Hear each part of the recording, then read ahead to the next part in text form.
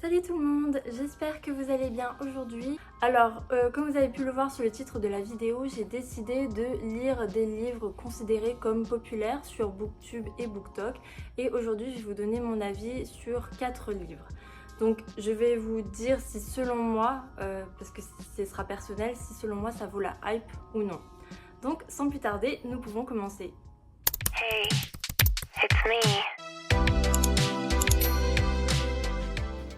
Alors, commençons tout de suite par ma première lecture. Alors, je vous présente Mexican Gothic écrit par Silvia Moreno Garcia. Donc, ce livre est considéré comme un livre un peu d'horreur. Donc, on va être dans une ambiance un petit peu gothique, dans une culture mexicaine. De quoi l'histoire parle Donc, nous allons suivre Noémie, une jeune femme de 22 ans, il me semble, qui va recevoir une étrange lettre de la part de sa cousine Catalina qui, elle, cette dernière en fait vient d'être mariée à un Anglais et elle est partie vivre avec lui et sa belle famille dans un manoir qui est appelé High Place, et ce manoir en fait il est un petit peu genre isolé de la campagne mexicaine.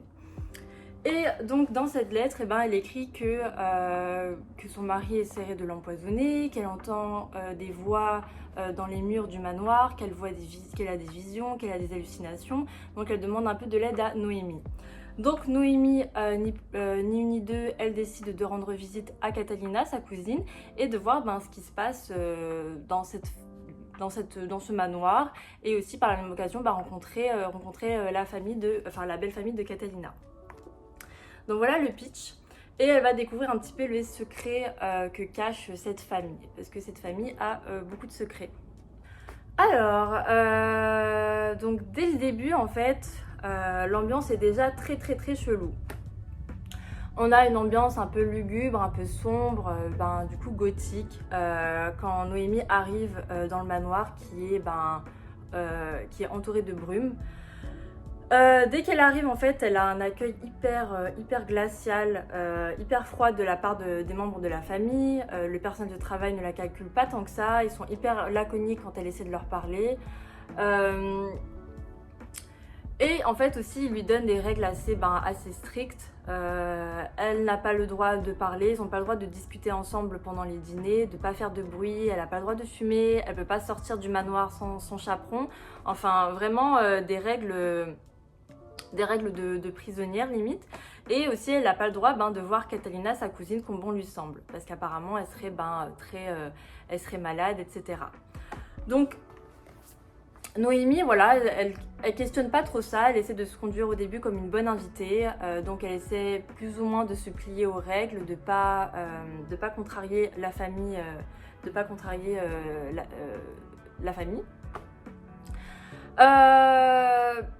Après, à un moment dans l'histoire, elle va rencontrer une guérisseuse qui va un peu plus lui parler du passé de cette famille, des événements qui sont survenus il y a quelques années, et des drames. Et voilà, va clairement lui dire que cette famille elle est un peu maudite, quoi. Et ce manoir, il est un peu hanté. Noémie, écoutez, Noémie, elle bronche pas trop. Noémie, ça lui fait ni chaud ni froid. Elle se méfie pas tant que ça. Pourtant, il y a matière, mais bon, Noémie décide quand même de rester. Elle se questionne pas trop. Et nous, au début, ce qui est bien, c'est que on est quand même intéressé par la lecture, parce qu'on ne sait pas où ça va nous mener, on ne sait pas vraiment ce qui se passe non plus dans cette famille. On ne sait pas c'est quoi la réelle menace, on ne sait pas ce qui ne va pas avec Catalina, parce qu'elle se comporte de manière très étrange. Parfois, elle va sembler posée, elle va sembler bien, et d'autres fois, elle va peu parler, elle va essayer de dire à Catalina de la sauver, etc. Donc on va pas trop comprendre ce changement d'humeur, ce changement de comportement. Et même Noémie ne va pas reconnaître sa cousine comme quand elles étaient jeunes, en fait. Donc voilà, il va y avoir plein de mystères en fait autour de cette famille et autour même du manoir. Et Noémie, elle aussi, va commencer à avoir à faire des cauchemars, à faire des rêves étranges. Elle va pas non plus savoir ce qui lui arrive. Est-ce qu'elle fait du somnambulisme? Est-ce que c'est juste du stress? Elle est juste fatiguée? On sait pas, mais elle commence aussi à avoir des visions étranges. Et dès le début, en fait, le lecteur, on n'arrive pas à mettre le doigt sur ce qui se passe. Mais pourtant, on comprend qu'il y a une ambiance chelou. Et que pour Noémie, Noémie et Catalina, ça s'annonce pas très bien pour elle. Surtout que lorsqu'elle rencontre le patriarche, Noémie, elle commence un peu à lui poser des questions très bizarres, des questions sur l'eugénisme, genre qu'est-ce qu'elle en pense, etc. Donc pour celles et ceux qui ne savent pas, l'eugénisme, c'est un peu... c'est un ensemble de croyances, de pratiques qui visent en fait à modifier certaines caractéristiques génétiques pour améliorer, voire parfaire un individu ou un groupe d'individus. Donc clairement, quelqu'un qui est partisan de l'eugénisme, c'est quelqu'un qui va être intimement convaincu qu'il y a des races supérieures et des races inférieures. Donc vous voyez où je veux en venir, hein, donc ça va un petit peu vouloir supprimer des gens qui vont peut-être être nés avec des handicaps, nés avec des malformations, et vouloir un certain type d'individus qui vont considérer comme étant sains, comme parfaits. Mais Noémie ne continue de pas se méfier. Noémie, je trouve que pour le coup, elle est assez crédule, elle est assez naïve et voilà. Il y a beaucoup de choses en fait qui se passent de bizarre dans cette famille, même l'ambiance, mais à aucun moment elle se dit mince quoi. En fait, ça fait vraiment peur ce qui se passe. Non. Alors, ce que j'ai aimé de cette lecture, c'est que c'est assez prenant comme lecture. C'est bien écrit. On a envie de savoir la suite. On a envie de savoir qu'est-ce que cache cette famille, parce qu'on n'arrive pas trop à mettre le doigt dessus. Et j'aime bien en fait qu'elle laisse beaucoup de mystère et qu'il y a beaucoup en fait que parfois on va penser que c'est quelque chose de surnaturel, d'autres fois on va peut-être penser que non, pas vraiment, que c'est juste des gens un peu maboules qui veulent faire des expériences ou je sais pas. On sait pas trop où elle veut nous emmener. Et ça j'ai bien aimé pendant le début de ma lecture. Après, la fin en fait, ce que j'ai peut-être moins aimé, c'est que la fin elle se conclut assez vite. C'est limite expéditif et j'ai l'impression que limite l'auteur elle a voulu bâcler la fin alors que la révélation était quand même dingue et finalement ça se passe pas trop mal pour nos héroïnes. Noémie qui pourtant se méfie pas trop, elle est très chanceuse parce que il lui arrive pas trop de bricoles. Et personnellement, j'aurais peut-être aimé que ça prenne une autre direction. J'aurais peut-être bien aimé que la fin soit encore plus tordue, que l'auteur en fait aille beaucoup plus loin, que ça soit vraiment en fait que la fin soit dérangeante, que vraiment elle nous marque quoi. Et finalement, la fin c'est un peu retombé comme un soufflet, alors qu'au début on est tellement curieux, on est tellement intéressé par ce qui va se passer, par ce qui va advenir, on s'imagine plein de choses, il y a beaucoup de mystères pour finalement avoir une fin un petit peu à la va-vite. C'était vraiment dommage. Je pense que ça aurait fait toute la différence avec ce livre parce que j'ai vu plusieurs en fait finalement d'avis où c'était un peu mitigé. Et je pense que c'est la fin qui... Enfin personnellement pour moi ça a été ça. C'était la fin qui était dommage quoi. J'aurais peut-être voulu que ça aille plus loin et que ça soit même plus effrayant, qu'il y ait vraiment un truc, une histoire beaucoup plus malade, plus dingue derrière tout ça. Parce qu'il y avait vraiment matière et je trouve que peut-être ça n'a pas été aussi bien exploité. Mais dans l'ensemble, j'ai trouvé quand même que c'était une bonne lecture, c'est très facile à lire. On aime quand même bien le personnage de Noémie, même si elle est un tout petit peu naïve. Mais voilà. Sinon, voilà, j'ai bien aimé, mais un peu mitigé par rapport à la fin. C'est tout. Voilà. Alors, passons maintenant à ma deuxième lecture. Donc, je vous présente Yellow Face de Rebecca F. Kuang. Donc, il faut savoir que c'est la même auteure du livre Babel. Un livre assez populaire aussi. Et il faut aussi savoir que moi, j'ai eu un coup de cœur pour le livre Babel. Donc, j'avais très hâte de découvrir un de ces nouveaux livres. Donc dans ce livre, de quoi ça va parler exactement? Ça va parler de manière générale du monde de l'édition, du monde de l'écriture. Ça va parler de personnes racisées aussi. Ça va parler de la solitude en tant qu'écrivain, de la concurrence. Ça va parler du cyberharcèlement, du harcèlement que l'on peut très vite avoir sur les réseaux et vraiment du harcèlement très intense. Et ça va également aborder des questions comme qui est réellement légitime d'écrire sur quoi et pourquoi. On va suivre plus exactement June, une jeune écrivaine blanche qui va en fait voler le manuscrit de son amie Athéna qui est une écrivaine asiatique. Donc cette dernière en fait de son vivant elle a été très populaire, elle avait beaucoup de succès, tandis que June au contraire eh ben, son premier roman il n'avait pas trop décollé et donc eh ben, elle va décider de voler et de modifier certaines choses dans le manuscrit que vient d'écrire Athéna avant qu'elle ne décède. Et là, June, elle va se rendre compte que elle va voir que le roman volé a un énorme succès. Elle va être propulsée au sommet de la célébrité. Ça va être, du coup, on va montrer un petit peu dans le livre cette ascension et aussi son déclin parce que, eh bien, avec la gloire, forcément, il y a beaucoup d'avis, de critiques à son égard, notamment de l'appropriation culturelle. Et aussi, certains vont commencer à dire que, ça ressemble, ce qu'elle a écrit, ça ressemble un peu à ce que Athéna a écrit, son style d'écriture, etc. Et donc, June, elle va un petit peu devoir faire face à ces conséquences. Alors, j'ai plutôt bien aimé ma lecture de manière générale. J'ai trouvé que ça abordait des questions, des thèmes très intéressants, très pertinents. Je trouve que l'auteur a su bien donner un aperçu de l'univers impitoyable que peut être l'industrie de l'édition, où finalement, au niveau de la solitude, au niveau de la compétition, au niveau où finalement c'est très rare qu'une personne peut vivre de sa plume, uniquement de sa plume, que c'est compliqué de se faire, de se démarquer, que son manuscrit soit sélectionné, etc.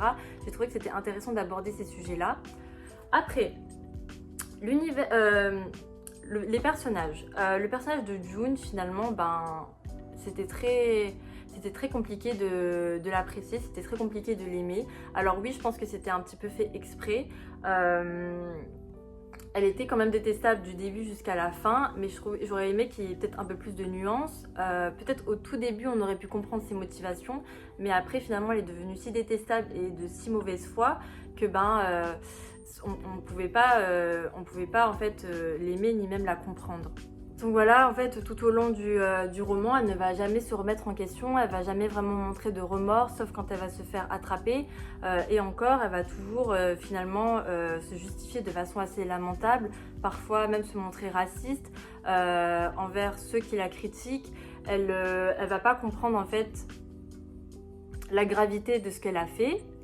Et elle va même au contraire se persuader qu'elle a fait une bonne chose. Que June en fait le livre qu'a écrit Athéna, c'était vraiment important que ça se fasse connaître du public, que ça soit lu. Donc June est bien tellement altruiste, elle a juste aidé un petit peu à fignoler tout ça. Et finalement le fait qu'elle ait mis un peu sa pierre à l'édifice, elle mérite quand même aussi cette célébrité, cette popularité, parce que c'est comme si elles avaient travaillé à deux sur ce manuscrit.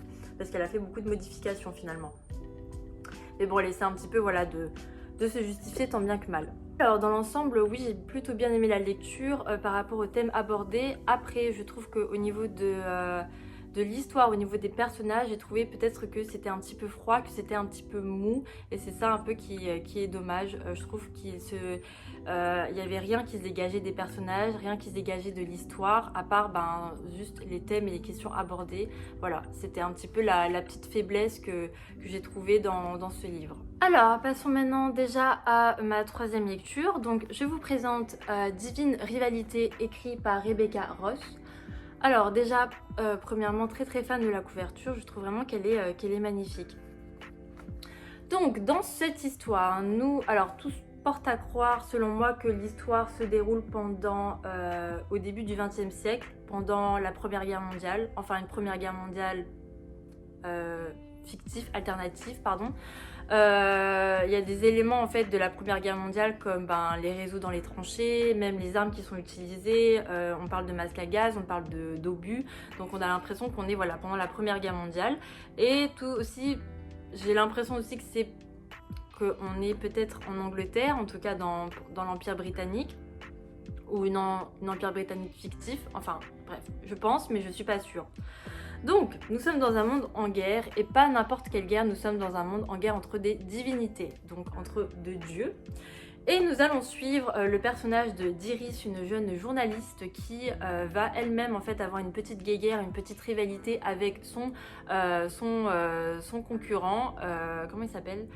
Donc son plus grand rival Roman Kitt, parce que tous les deux en fait ils aspirent au même poste de chroniqueur. Donc au début il va y avoir un petit peu de tension à ce niveau-là pour décrocher ce poste. Et dans tout ça, eh bien, Iris, elle va écrire pendant la guerre, hein, tout s'y prête, à son frère qui est parti. Elle va lui écrire des lettres et les glisser sous la porte de sa garde-robe. Sauf que eh bien, ces lettres, c'est pas son frère qui les reçoit, mais c'est Roman, son rival de toujours, son rival au travail. Donc voilà le pitch de départ. Alors, que dire de ce livre à part, moi j'ai passé un très bon moment. L'ambiance était vraiment sympa, j'étais séduite par l'écriture, surtout au début, j'ai beaucoup aimé la romance en fait qu'amène l'auteur, qu'elle prend le temps de la développer, de l'écrire, j'ai apprécié. C'est vraiment une très très belle romance, on sent c'est quelque chose de beau. Le développement est, je trouve, très bien fait. Ils sont pas là à juste tomber amoureux l'un de l'autre ou à se dire des je t'aime dès le début. Il y a vraiment, voilà, ils partagent énormément de choses, ils se confient l'un et l'autre, surtout lorsqu'ils s'échangent leurs lettres. Ils vont parler de leurs aspirations, de leurs rêves, ils vont parler de leurs craintes. C'est vraiment tout un contexte qui fait que ça développe énormément leur relation et j'ai trouvé ça franchement très beau. Je trouve c'est une très très belle romance pour une romantécie jeune adulte. Je trouve que c'est très très bien réussi, je trouve que c'est très très bien écrit. Après, alors j'ai vu que oui, la plupart des commentaires un peu négatifs, c'était que ils déploraient le manque de fantaisie. Alors oui, il y a très peu de fantaisie dans ce livre et c'est dommage en fait. Donc si vous voulez une petite goutte de fantaisie et beaucoup de romance, vous allez adorer ce livre. Par contre, moi j'aurais bien aimé plus d'équilibre. J'aurais aimé de la romance et de la fantaisie, où on voit beaucoup de la fantaisie. Parce qu'au début, on est dans un monde où il semble y avoir des lieux enchantés, des objets enchantés, etc. Mais c'est pas trop exploité. À part avec la machine à écriture, mais sinon il n'y a pas grand chose. On sent pas de magie. Et même aussi la guerre entre les divinités, et bien là c'est le gros point négatif, c'est que on sait absolument rien d'eux. On sait pas leur origine, on sait pas trop le pourquoi du comment. On a quelques mythes par-ci par-là qui expliquent un peu leur histoire, mais vraiment sans plus. C'est pas expliqué de manière détaillée. On sait pas quelle est la perception des humains sur ces divinités exactement. On sait pas ce qu'ils pensent d'eux. On sait pas si avant, hors du contexte de la guerre, quel a été leur impact, quelle a été l'influence des divinités. On sait absolument rien. On est laissé dans le flou. Et ça, je trouve ça dommage parce que c'est beaucoup trop. C'est tellement gros, c'est qu'on a envie quand même de savoir beaucoup de choses. Et alors peut-être que dans le deuxième tome, elle va en parler avec plus de détails, mais j'aurais peut-être aimé plus de choses quand même dans le premier tome. Donc voilà, c'est un petit peu le tout petit point négatif, c'est que la fantaisie est quasi inexistante comparée à la romance qui prend beaucoup de place. Mais la romance, en tout cas, elle est vraiment belle. Elle est vraiment bien écrite. Donc sur ça, il n'y a rien à dire.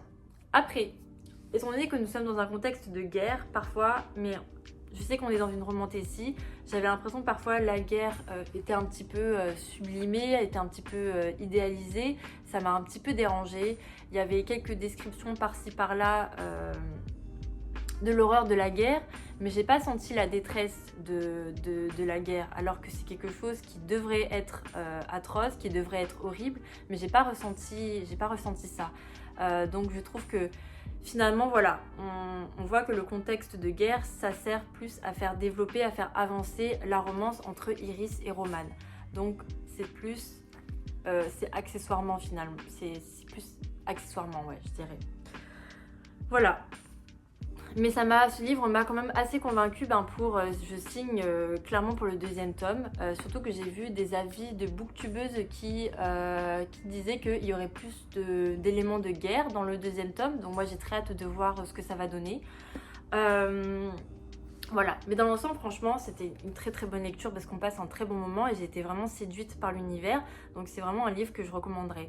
C'est juste pour les fans un peu de fantasy, vous allez pas, ça va peut-être pas trop combler vos attentes si vous attendez à quelque chose d'énorme. C'est pas, la fantasy n'est pas développée dans le premier tome malheureusement. Mais la romance, si vous êtes fan de romance, là vous allez être servi, c'est vraiment, je trouve, excellent. Voilà, donc quand même dans l'ensemble, un livre que je recommande. Alors, passons déjà à ma quatrième et dernière lecture, alors qui est également une romantasy. Donc, je vous présente Fourth Wing, écrit par Rebecca Yarros. Alors, dans ce livre, dans ce premier tome, l'histoire va se dérouler dans une académie militaire où, on va suivre plusieurs jeunes adultes qui vont être formés afin de devenir dragonniers. Donc on va suivre plus particulièrement le personnage de Violette qui va être contrainte par sa mère qui est la générale, contrainte à s'enrôler dans la section des dragonniers alors qu'elle à la base elle voulait devenir scribe comme son père. Donc Violette, elle qui a une constitution assez fragile, qui n'a pas un physique assez imposant, elle n'est pas très enthousiaste à cette idée, surtout que le cadran des dragonniers, c'est le cadran le plus mortel, où il y a des morts tous les jours et où c'est très compliqué d'atteindre la 3e année. Et c'est aussi même compliqué de survivre avec un dragon, etc. En gros, Violette, elle va devoir toujours essayer de surmonter des épreuves difficiles, surmonter des menaces, elle va devoir... se faire des amis, elle va essayer d'éviter les ennemis, etc. Donc voilà comment s'annonce l'année de Violette. Alors, que dire de ce livre à part, moi j'ai passé un très très bon moment. Franchement c'était une lecture mais très très agréable. C'est une lecture où on a envie d'y retourner, où on est limite très excité de connaître la suite, de connaître la suite de l'histoire, de savoir ce qui va advenir de nos personnages. Je trouve l'univers riche, la fantaisie riche. Il y a des éléments je trouve de la fantaisie qui fonctionnent clairement. L'auteur... Voilà, le côté académie, le côté où il y a des épreuves, etc., c'est toujours, ça fait toujours son petit effet. Je trouve que c'est des éléments qui fonctionnent. Alors, c'est pas des éléments originaux, mais ça fonctionne et je trouve que c'est très bien écrit, que ça donne vraiment envie de connaître la suite. J'ai aussi beaucoup aimé le fait qu'il faut se lier à un dragon. Qu'elle donne un peu plus de caractère, un peu plus de présence, d'existence au dragon, et que finalement elle va mettre le cavalier et le dragon sur un pied d'égalité où il faut que le dragon choisisse également son cavalier ou sa cavalière. Donc ça j'ai beaucoup aimé. Après quoi d'autre? J'ai vu des critiques, des commentaires qui disaient que peut-être le langage était un peu trop vulgaire, peut-être même beaucoup plus vulgaire que la VO. Alors moi ça m'a pas vraiment dérangé, j'ai pas trouvé qu'il y avait de la vulgarité à foison et je trouve même que le contexte de guerre où en fait il y a des morts tous les jours, où c'est très compliqué de survivre, je trouve que le langage se prête à ce contexte de guerre, à ce contexte en tout cas de compétition, de concurrence, etc. Ça m'a pas dérangé. Et même au contraire, j'ai bien aimé que Violette, j'ai bien aimé qu'elle jure. J'ai bien aimé que le personnage de Violette ne soit pas aussi timide que ça. J'ai bien aimé que finalement elle se permette de faire des blagues salaces envers les personnages masculins. Voilà, il y a un petit peu de légèreté. Ça, disons... Ça équilibre avec le fait que on est dans un contexte où il y a des morts chaque jour et où il y a des épreuves mortelles tous les jours. Aussi, j'ai trouvé la temporalité vraiment bien, c'est-à-dire que on passe... donc le livre en fait va se dérouler pendant une année, pendant la première année de Violette. Et je trouve que que le rythme était vraiment bien. On passait pas 10 000 ans sur une épreuve, mais je trouve que c'était assez explicatif. Je suis en train de perdre ma voix, je suis désolée. J'ai juste aimé la vitesse à laquelle les événements s'enchaînaient, parce qu'on avait vraiment l'impression que l'année en fait elle a été très riche pour Violette et qu'il s'est passé énormément de choses. Et après peut-être que Et ça c'est vraiment personnel, je sais pas si c'est la plume de l'auteur ou si c'est la traduction, mais des fois je savais pas qui parlait à qui, donc je devais relire le passage. Voilà, mais ça m'a pas, c'était pas hyper dérangeant. Donc écoutez, franchement,